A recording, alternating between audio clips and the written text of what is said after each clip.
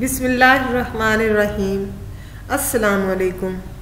Habits grooming channel में खुश आमदीद। आज हम अपने बच्चों की शख्सियत के बारे में गुफ्तगू करेंगे। बच्चों को ख्वाब दीजिए। दरअसल हमारी बातों का बच्चों की शख्सियत पर असर पड़ता है। बच्चों की शख्सियत को बनाने और बिगाड़ने दोनों का किरदार अदा करती है। ये जो बच्चों की उम्र होती है ना, 6 से 10 साल, इस उम्र में बहुत खूबसूरत ख्वाब देखते हैं ये बच्चे। अपने ख्वाबों के ज़रिए दुनिया को बदलना चाहते हैं। इस उम्र में बच्चों की छोटी छोटी खुशियाँ बहुत बड़ी होती हैं। इनके लिए ईद बच्चों की ईद होती है और शबरात बच्चों की शबरात होती है। नए कपड़े बच्चों के लिए नए कपड़े होते हैं, वो दिखाते हैं और खुश होते हैं। तो खुदाया अपने बच्चों के ख्वाबों को चुकना चूर ना करें, इनकी बातों पर तनकीद ना करें, बल्कि इनके ख्वाबों पर, इनकी बातों पर दाद दें। इनको अप्रिशिएट करें कि भाई क्या बात है, मेरा बेटा बड़ा होकर तो दुनिया ही बदल देगा, ये तो बहुत बड़े बड़े काम करेगा। बच्चों के सामने मोहतियात रवैया इख्तियार कीजिए। बच्चे को अच्छे नामों से बुलाना ये इनकी शख्सियत पर असर लाता है। इसे पॉजिटिव बोलो, पॉजिटिव कहो, पॉजिटिव सुनाओ। बच्चा जब कभी नेगेटिव अल्फाज सुनता है कि तुम तो हो ही नालायक, तुम तो कुछ कर ही नहीं सकते, स्कूल में तो कुछ किया नहीं, आगे क्या खाक करोगे, फलां के बच्चे को देखो। खुदाया ये इन वालिदैन के जुमले हैं जो बच्चे के मुस्तकबिल से मोहब्बत नहीं करते। ये बात नहीं समझते कि आपने इन बातों से अपने बच्चे को नाकामी की तरफ धकेल रहे हैं। अपने ही हाथों से इनको जो है दलदल में, अंधे कुएं में धकेल रहे हैं। एक बात तो आपको मानना पड़ेगी, जिस तरह हमारे ख्वाब हैं इसी तरह बच्चों के भी ख्वाब हैं, जिस तरह हमारे ड्रीम्स हैं इसी तरह बच्चों के भी। एक बात आपने याद रखनी है कि हर बड़े काम की बुनियाद ना ख्वाब से शुरू होती है। अगर ख्वाब ही नहीं है तो बच्चों से बड़े कामों की उम्मीद ना रखें। ये अपने बच्चों को ख्वाब दिखाना सिखाइए, अच्छा सोचना सिखाइए। दरअसल हमारे बच्चे क्रिएटिव नहीं है, ये रट्टा लगाने वाली कौम है।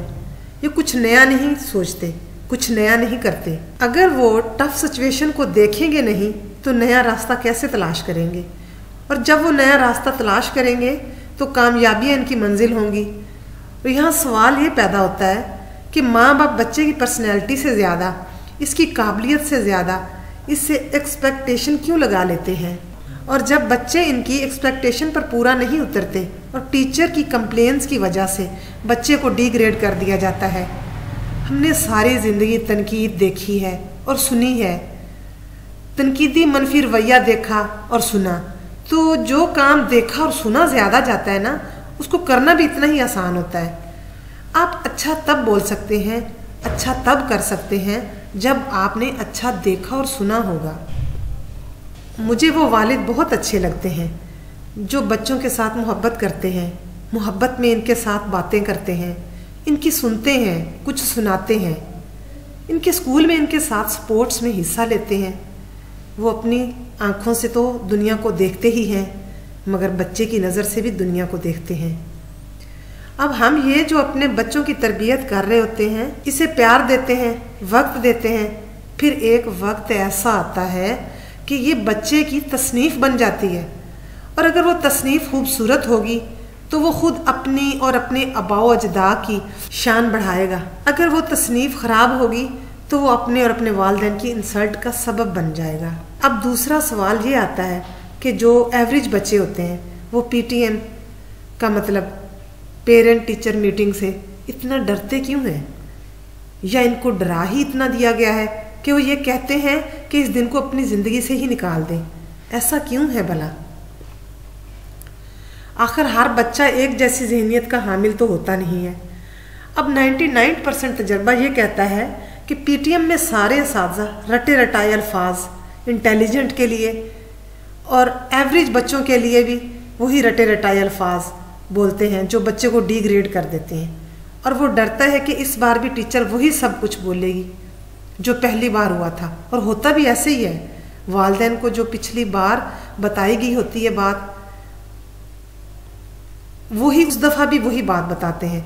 तो वालिदैन भी बच्चे को इनकी गलतियों को सुधारने की बजाय तनकीद का निशाना बनाते हैं, जो बच्चे को बाकी तमाम बच्चों से पुस्त कर देता है।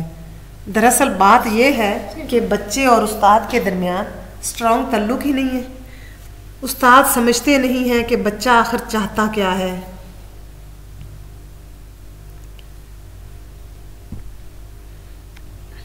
और कैसे पढ़ना चाहता है। वो आते हैं, पढ़ाते हैं और बस छुट्टी। अगर उस्ताद इस बात को समझ जाए कि उस्ताद होता क्या है, दुनिया में वाज़े फ़र्क देखेंगे आप लोग।